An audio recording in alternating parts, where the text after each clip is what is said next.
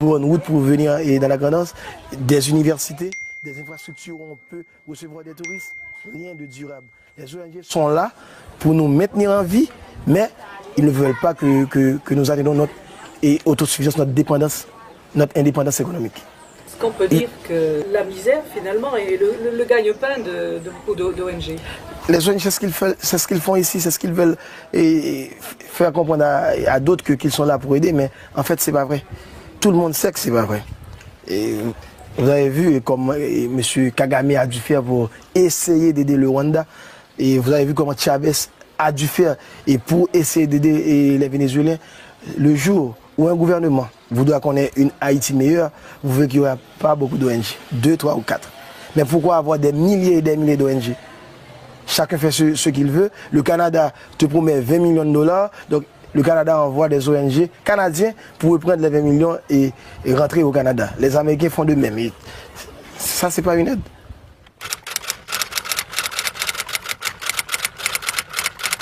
On est un pays à vocation agricole.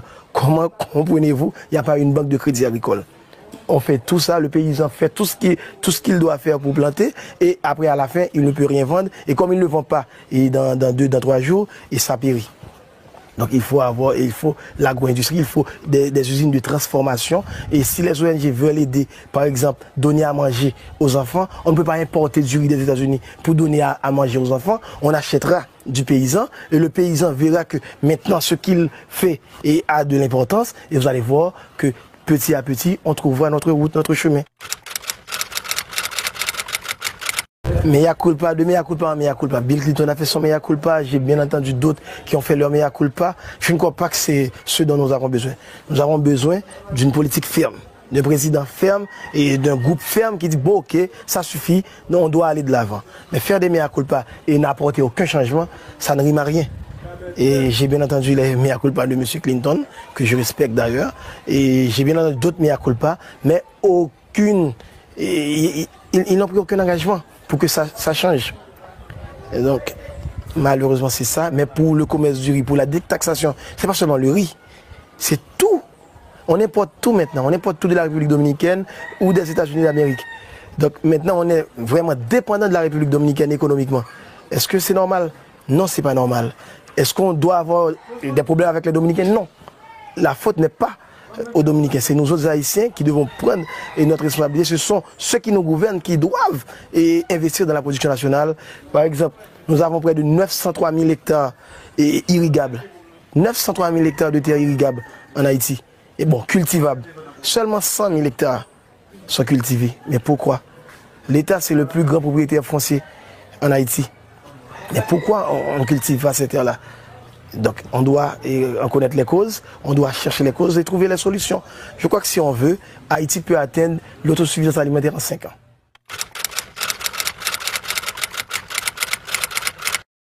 Encore une fois, c'est l'irresponsabilité de l'État. L'État n'est pas responsable. L'État n'a jamais été responsable. Je viens de vous dire que l'État est propriétaire de plus de 30% des terres du territoire national.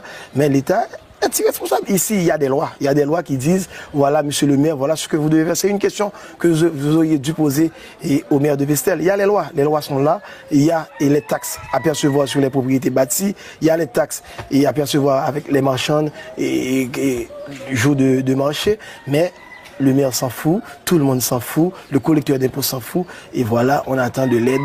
Et pourtant, si on voulait... par exemple, je vais vous donner un exemple. Pour payer tous les employés de la commune de Pestel, le maire a besoin de 200 000 goudes. 40 000 $ haïtiens. 200 000 goudes. Et Pestel, seulement ici au centre-ville, on pourrait ramasser près de 200 à 300 000 goudes par mois. Mais on ne les ramasse pas. Et chaque mois, le maire doit écrire à Port-au-Prince et écoutez, aidez-nous, on ne peut pas payer nos employés. Donc c'est l'irresponsabilité partout. Le président est irresponsable, le premier ministre est irresponsable, les maires sont irresponsables, les députés et les sénateurs sont irresponsables, tout le monde est irresponsable. Qu'est-ce qu'il faut faire pour que la population entende ce message, quoi? Parce que c'est impopulaire. C'est très impopulaire. Dire aux marchands qu'elles devraient, parce que partout c'est comme ça que ça se passe. C'est impopulaire, mais le peuple est prêt à accepter. Ici à Pestel, on a cette grande génératrice pour donner de l'électricité. Vous voyez cette génératrice. Donc chaque samedi, on a dit ok, chaque samedi on va collecter de l'argent.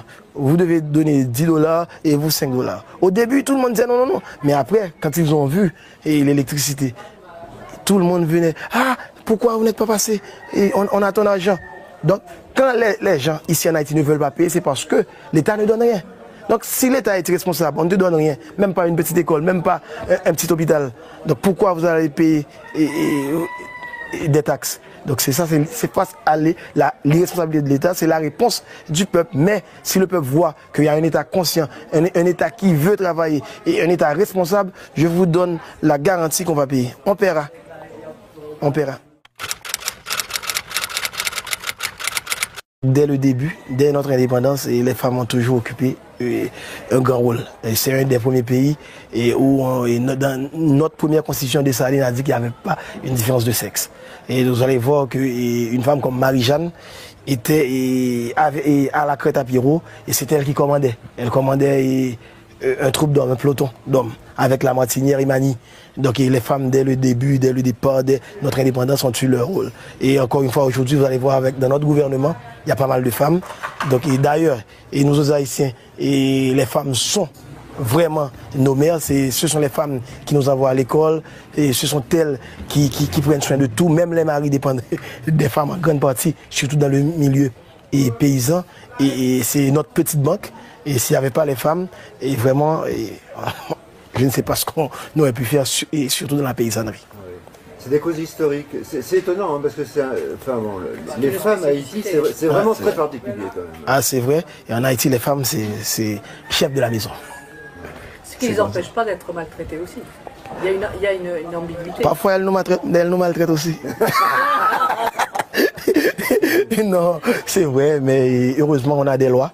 Et en ce sens, il y a toujours des hommes machistes, mais il y a des lois. Il y a des lois et maintenant, les femmes connaissent leurs droits. Donc, c'est pas facile pour un homme de maltraiter une femme. Et même ici à Pestel, vous maltraitez une femme et rapidement, elle va au commissariat et on t'arrête. Donc, il y a des lois, il faut reconnaître ça, c'est bien. Et les femmes ont leur importance et on les respecte beaucoup ici.